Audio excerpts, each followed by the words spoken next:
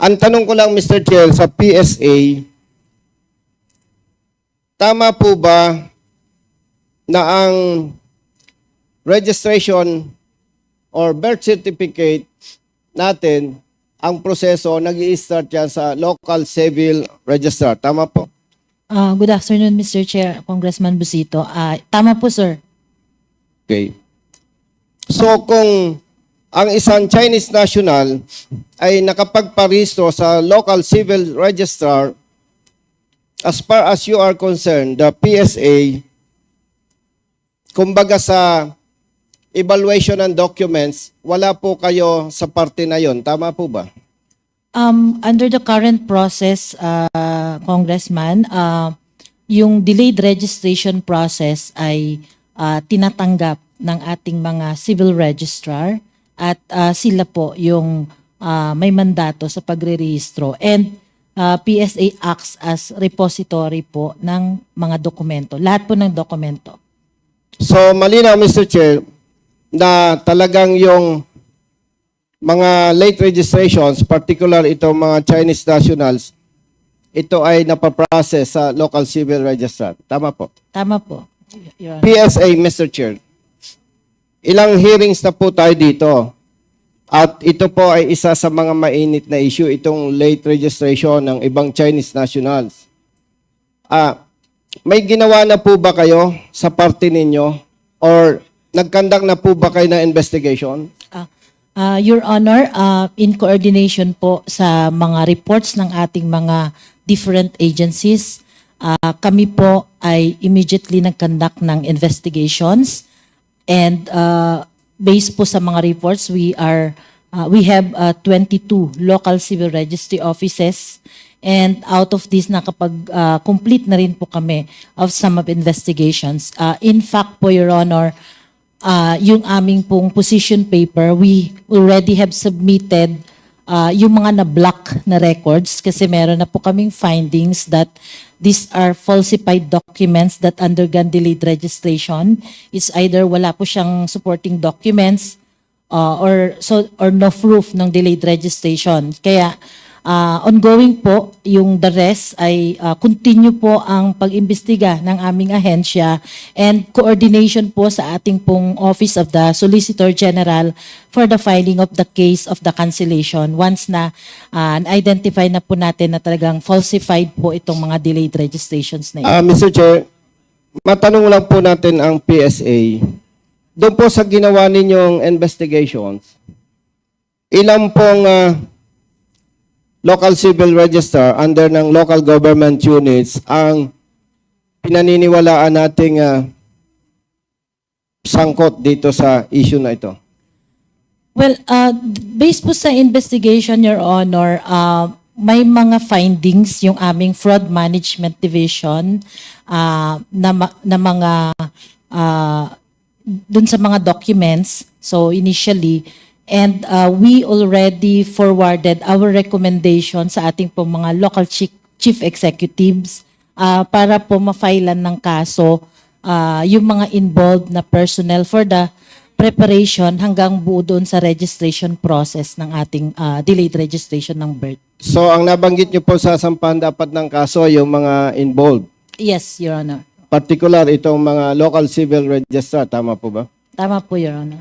Mr. Chair, malaman po ba natin sa PSA, ilan po yung, as of now, ilan pong Chinese national ang questionable ang kanilang registration? Okay, as of now, Your Honor, yung case na nasundan na po natin based sa investigation ng House of Rep tsaka sa Senate, including yung mga referral ng other agencies, is around 1,665.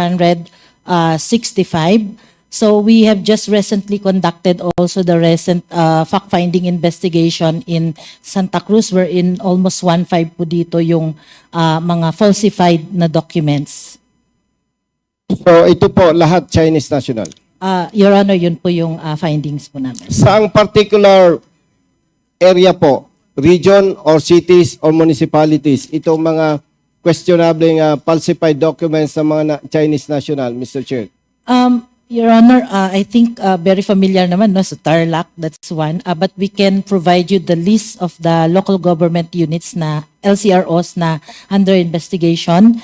Meron po tayong NCR, Davao, Bulacan, and some other parts. We can submit to the committee po yung list na 22 LGUs under investigation po. Doon po sa nabanggit ninyo, Tarlac, ano pa po? Santa Cruz, Santa Cruz, ano po? Santa Cruz, Davao del Sur yun, sir. Davao del Sur, and We also have may Kawayan, Bulacan, yung mga Pero in terms investigate of, na po dito. Mr. Chair, in terms of numbers, saan po mas marami? Majority? Santa Cruz, Davao del Sur, Your Sa Honor. Davao? Yes, sir.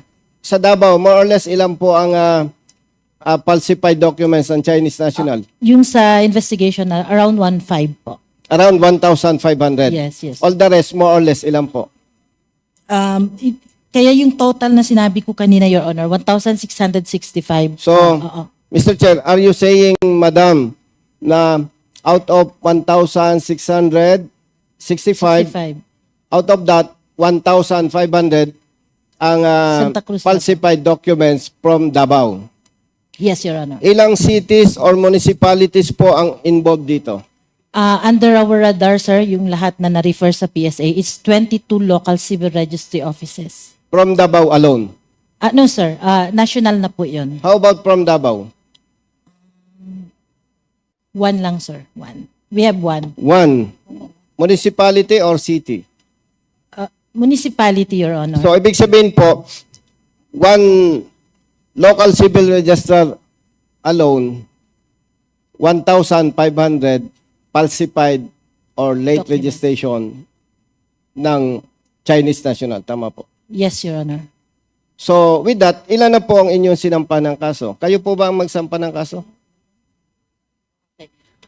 For these cases, sir, yung latest na na-file natin is with the case in Tarlac City and with coordination sa OSG, we are coordinating with them for the cancellation of Eddie Taeyang and Jack Taeyang. And Willie Ong, Your Honor. Tatlo pala sila. So, ibig sabihin po, may mga employees na tayo ng local government units na sampahan na ng kaso. Tama po ba? Meron na ba? Meron na ba?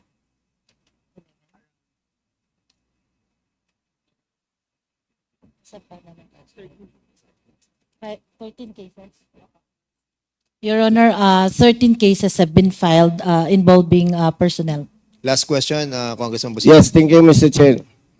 Mr. Chair, natanong ko lang po ito sa PSA kasi po, isang malaking factor para lumaki itong illegal pogos o itong mga illegalista na ang kanila pong ginagamit itong local civil registrar. Why, Mr. Chair? Kapag nakapagparehistro ka, magkakaroon ka na ng birth certificate from PSA. Pwede ka nang makakuha. At kung may birth certificate ka, pwede ka nang magkaroon ng driver's license from LTO. At kung may lisensya ka na, magagamit mo na yung birth certificate from PSA, magagamit mo yung driver's license as government valid ID para makakuha po tayo ng passport, Mr. Chair. So with that, kung mapigilan po natin itong illegal na ginagawa ng ibang lokal na pamahalaan sa pamamagitan ng local civil registrar, I think malaking tulong po ito, Mr. Chair, para mapigilan po natin itong paglobo ng ibang mga nasyonal na nasasangkot sa mga illegal o sa mga krimen na nagagawa dito sa ating bansa. Yun lamang po, Mr. Chair. Maraming salamat.